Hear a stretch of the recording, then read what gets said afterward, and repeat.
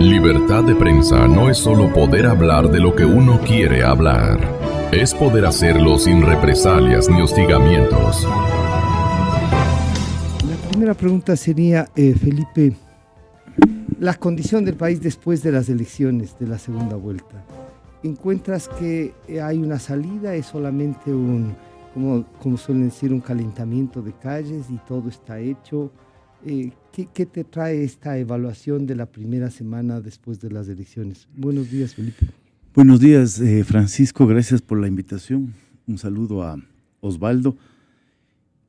Bueno, me parece que las elecciones, en lugar de haberse convertido y haber sido un espacio de, ¿cómo diría yo?, de reconciliación democrática, de reencuentro democrático, de reafirmación de la democracia como un espacio de entendimiento, de cohabitación entre sectores diversos con perspectivas distintas respecto de la sociedad.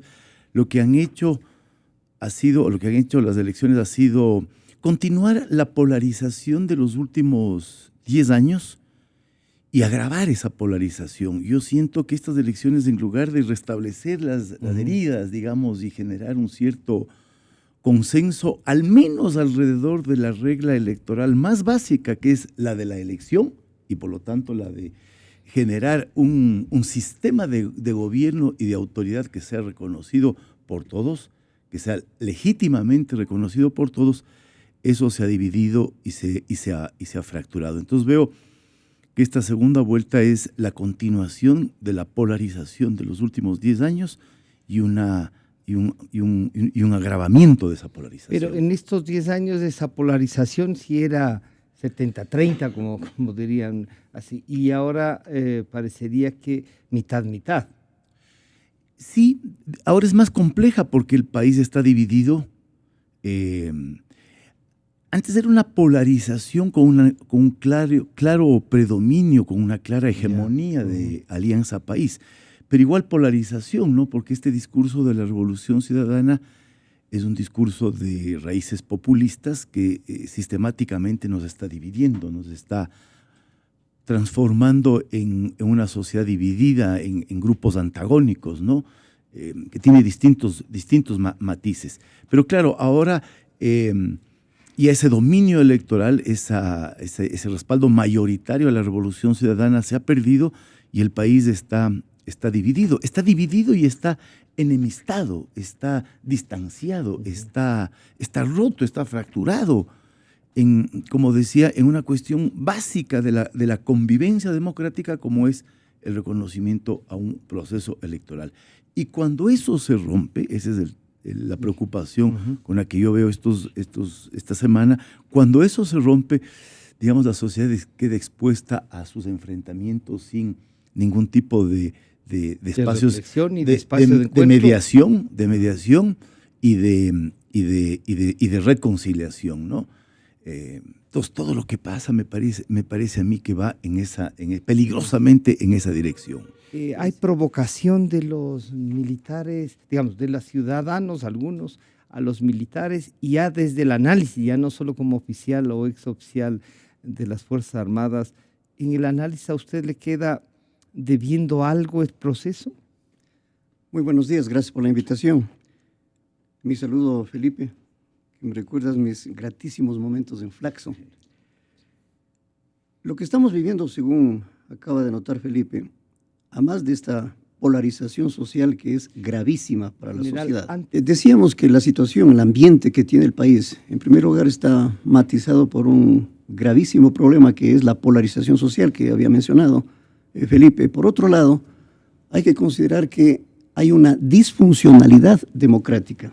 Lo que acabamos de escuchar en la cadena en este momento es una demostración de eso. Significa que las instituciones no han tenido capacidad, solidez, efectividad para poder conducir los conflictos de una manera pacífica. Esto es un problema de desinstitucionalización del país. Además de eso, lo que se está viviendo también es un camuflaje de las crisis. Hay una crisis política, económica y moral en el país, que la están disfrazando de muchas maneras. Todo esto conduce a un desequilibrio de las fuerzas sociales y políticas, y en esa desesperación acuden a las Fuerzas Armadas para lograr dominar en esta, llamaríamos, forma de cómo hay la inestabilidad en el país, para tratar de alguna forma de lograr que funcione el país. Pero no podrá funcionar porque acojo la resolución de la OEA. Tanto en Venezuela como en el Ecuador es bastante similar la situación. Lo dijo claramente la reunión de países. En primer lugar, no existe separación de poderes. No hay respeto al Estado de Derecho. Y no hay respeto a las instituciones. Yo creo que esos son los tres problemas que representan la situación caótica de los dos países. Obviamente, no estamos en el mismo nivel de intensidad Venezuela con Ecuador, pero es lo mismo. Esta forma de la conducción política con un abuso de autoridad en cuanto al ejercicio del poder, que no es político propiamente, sino personalizado, anula el trabajo de las instituciones. Entonces, las instituciones, como no pueden cumplir su rol que les corresponde, tienen una presión social enorme para que ayuden a solucionar este problema. Entonces dicen el artículo 159 de la Constitución impone que las Fuerzas Armadas defiendan los derechos y las libertades. Claro que sí, pero las Fuerzas Armadas no son la única institución en el país para esas misiones. Claro que la intensidad que se vive en el país no justifica una participación de las Fuerzas Armadas. ¿Pero que hay algún momento en el que se justificaría? Por supuesto que sí, porque cuando haya un desequilibrio, cuando haya un sobrepasamiento en el nivel de tensiones y de presión social, cuando haya este desequilibrio con gravedad y sobrepase las capacidades de la policía, de las instituciones, del CNE, que es el que está demostrando su fracaso, entonces llegará a un clímax en el cual las Fuerzas Armadas tengan que participar. Pero no es el momento. Pero hay que, hasta el último, tratar de que las instituciones democráticas cumplan su función. Y eso es lo que se espera en el país. Y se trate no solamente de camuflar, de distraer las crisis reales, porque mientras no haya la lista de Odebrecht clarificada, mientras no haya la crisis económica solucionada, este problema va a seguir y no es nada de lo que va a venir a futuro. Ahí sí veremos la intensidad y la gravedad de las situaciones. Que es un juego de palabras, es yo me sumo al fraude, después sí, contemos todo, pero solo lo que pidieron.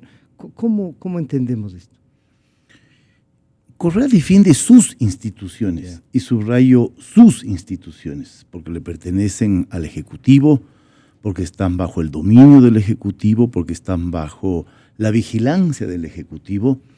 Entonces él defiende sus instituciones. No es el CNE el que sale a defenderse a sí mismo y a sostener su propia credibilidad y legitimidad, porque no la tiene frente a la sociedad. Entonces me parece que el pronunciamiento del presidente es reforzar políticamente al Consejo Nacional Electoral, pero cuando Correa sale a reforzar la credibilidad del Consejo Nacional Electoral, lo que hace es partirle a la sociedad, porque nadie le cree a Correa, o sea, le creen sus partidarios, y este es el problema, ¿sí? Entonces hay toda unas discursividades, unas narrativas que hemos ido construyendo en estas semanas, que responden de alguna manera a una especie de lógica conspirativa detrás, ¿no? O que tienen una lógica conspirativa detrás. Entonces todo funciona perfectamente, todo calza perfectamente. El discurso del gobierno para denunciar que había un intento de fraude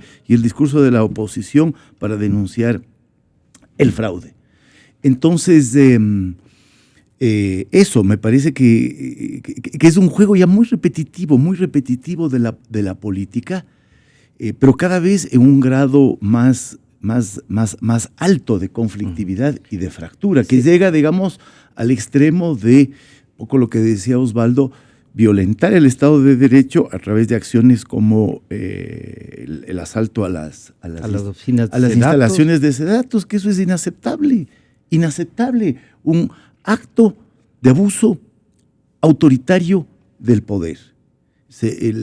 Polibio Córdoba denuncia que está siendo perseguido por la policía. Entonces no hay derecho, pero estos son, digamos, no hay derecho a que ocurran estas cosas arbitrarias, abusivas, tramposas, con un discurso como dijo el presidente de la República en la sabatina, calificándole a Sedatos de una institución mafiosa. En eso estamos, en ese pozo, en ese hondo hueco estamos. Y el presidente Correa mete cizaña, ¿no? Le mete candela. Todos los sábados mete candela. Entonces, estamos yendo, yo creo que hacia un... Pero esto puede ser, Felipe, perdón, una especie de coro para orquestar algo más, o como decía el general Carrín, tapar una crisis que es más real, pero en un momento dado se acaba el conflicto de las elecciones, lo proclaman que siguió al licenciado Moreno y hay que enfrentar lo otro. Yo creo que todos están jugando con fuego. Lasso dijo, no jueguen con fuego cuando denunció el fraude, pero me parece que todos estamos jugando con fuego, todos lo estamos llevando al país a un abismo, ¿no? A un abismo en ausencia de instituciones, en ausencia de acuerdos, y a mí me parece que el riesgo de esto es la violencia. Pero nada de lo que hace la oposición, nada de lo que denuncia la oposición, nada de lo que pide la oposición encuentra un cierto eco en las instituciones. Y entonces son instituciones... la descalificación permanente. Entonces no nos podemos reconocer en unas instituciones que operan, como yo decía al comienzo, con una lógica de antagonismo, de apropiación de esas instituciones. Entonces son sus instituciones. Y yo voy a salir a defender mis instituciones.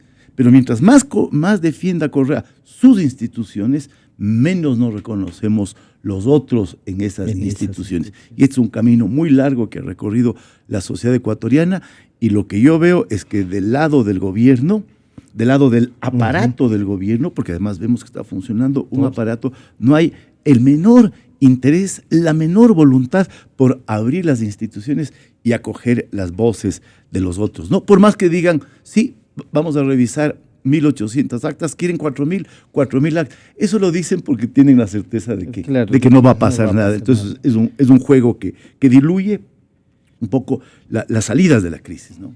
¿Será que necesitamos generosidad de uno de los dos candidatos?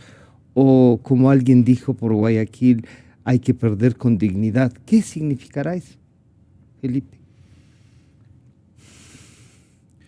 Qué difícil, ¿no? Qué difícil. Para mí la única salida habría sido, porque creo que esa salida se cerró, es dar paso al conteo total, al reconteo de los votos, no sé si total, pero un reconteo serio, con observación internacional, con presencia de representantes de los dos movimientos, y acoger esa petición, ¿sí? Para devolverle credibilidad al proceso electoral. Esa para mí era la única salida. Ya que Lasso y la oposición se metió en el juego del fraude, y hay una sensación en un amplísimo sector de la población de que efectivamente hay fraude. No sé si tenían razón, creen que hay fraude, porque estamos en un mundo también de creencias, de militancias, de enemistades. Sí, ya las razones y los argumentos importan poco, ¿no? Y eso es lo que le pone a la política, como decía Osvaldo, en el límite de la fuerza.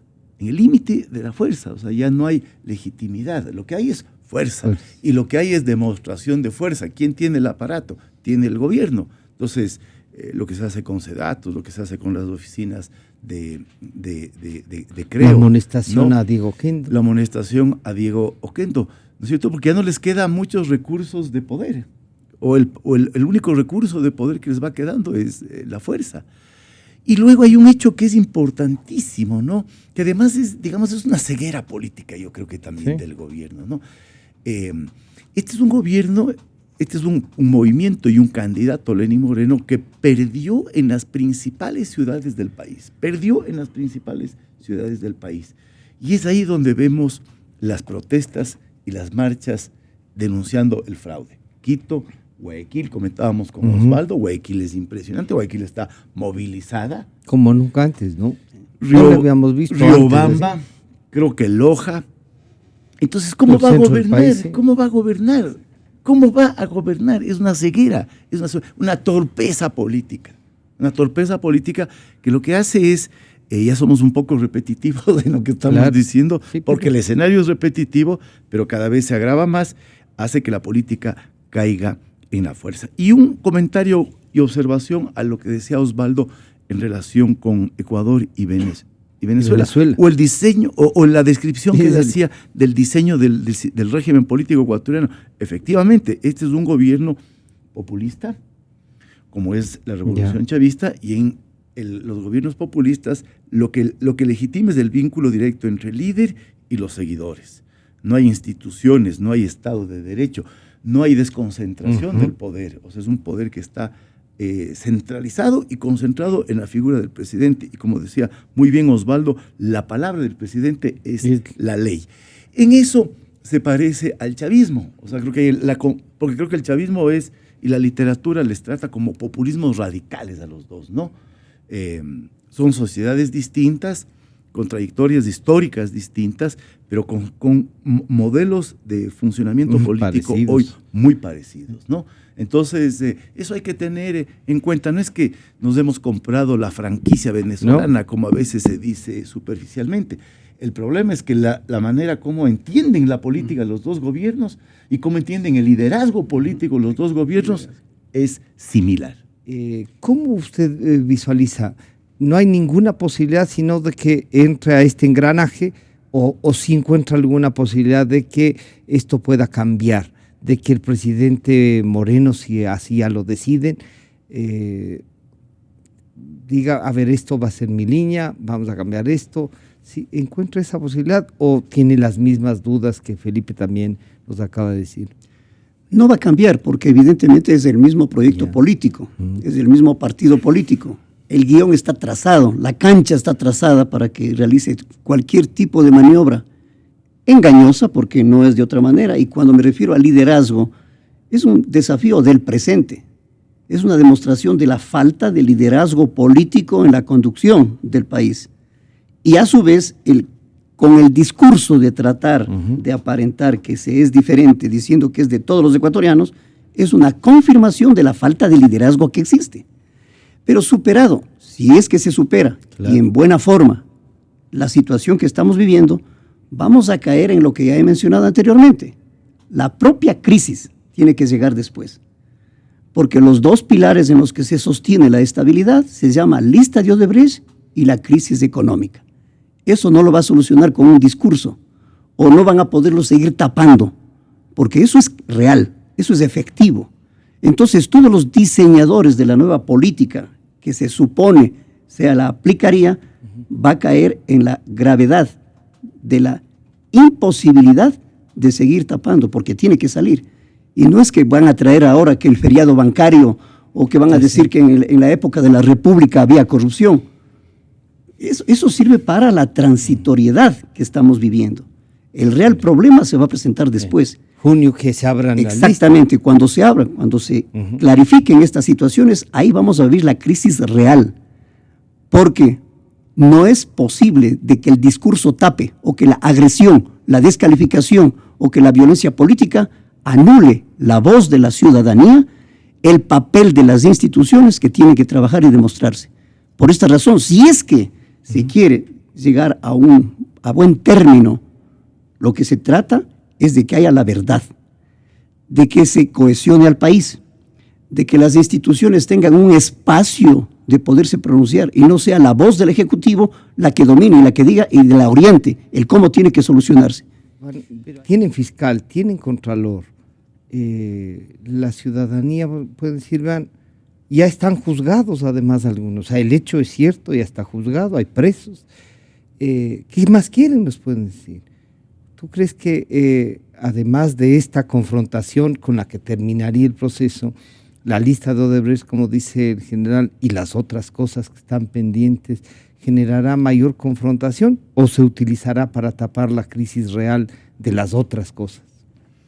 El control de las instituciones en este momento ya no es un recurso suficiente para poder gobernar, ¿no es cierto? Porque me parece que todas las instituciones están marcadas por esta sospecha y por esta duda, ¿no? Ya no creemos en las instituciones. Yo no creo en la fiscalía del señor Carlos Vaca Mancheno, yo no creo. Tampoco creo en la Contraloría del señor Polit. 12 años va a estar el señor Polit en la Contraloría, yo no creo. O sea, a mí me despiertan mucha desconfianza. Entonces, tener el control de eso, yo creo que no les va a ayudar. Entonces, es una estrategia muy peligrosa, muy peligrosa. Y cuando las instituciones sirven para bloquear las aspiraciones o los cuestionamientos de la oposición, de este otro sector de la sociedad, me parece que van a encontrar otros canales de protesta y de movilización. Yo veo las ciudades como las grandes ciudades. ¿ya? ¿Cómo? Como escenario. Yo creo que van a ser escenarios de conflictividad, ¿no? Perdieron las elecciones en las grandes ciudades, perdieron en las elecciones del 2014 de alcaldes y ahora pierden en la mayoría en las elecciones presidenciales. Entonces, por algún lado se va a expresar el conflicto si las instituciones no encuentran ese espacio. Entonces, pueden bloquear las instituciones, pero yo creo que va a haber otros canales de manifestación de este profundo malestar que se va acumulando en la sociedad de Ecuador. ¿Qué canales podrían expresarse? ¿Cuáles otros usted podría visualizar? En primer lugar, salir del problema que se tiene al momento y sobre todo respetar la decisión nacional, que es el sistema electoral, que este momento está en entredicho. Es el primer momento que se debe vivir en el país para que se clarifique definitivamente cómo fue el desarrollo del Tribunal y del Consejo Nacional Electoral, que ese es el punto más álgido que se tiene en el momento. Y luego, pues, como se acaba de mencionar, las instituciones deben ocupar un papel fundamental. Ahora, la maniobra de cual sea para librarse de este modelo estructurado, asegurado para largo plazo, es con los representantes institucionales, que no permiten el funcionamiento de las instituciones por el personal o por el liderazgo personal. Dice, eso ya no es suficiente, dice general. Sin entrar en nombres, pero es la gran verdad. Entonces, el modelo del gobierno ha establecido con base legal, pero sin legitimidad, que es lo diferente. Claro. Tiene que haber ambas cosas, legalidad y legitimidad. Se ha asegurado en el largo plazo para que haya la continuidad de este modelo. Ahí se justifica el proyecto de los 300 años. Era porque estaba muy bien pensado y muy bien elaborado. En esta misma forma de cómo asegurarse para la continuidad. Mientras esto no se solucione, no habrá lo que dije desde el inicio. No habrá una adecuada funcionalidad de la democracia. Porque las instituciones no tienen la libertad de funcionamiento. No hay representatividad. La conducción política y la gobernabilidad no es gobierno-población. Hay Estado de Derecho, hay instituciones. Y si no se pasa por estos dos derroteros antes de tener las decisiones políticas, estaríamos, lo que siempre hemos dicho, teniendo decisiones autoritarias. Por eso decía Maquiavelo, no hay peor autoritarismo que el que se ejerce a la sombra de las leyes y con apariencia de justicia. Esa es de la peor tiranía que puede existir.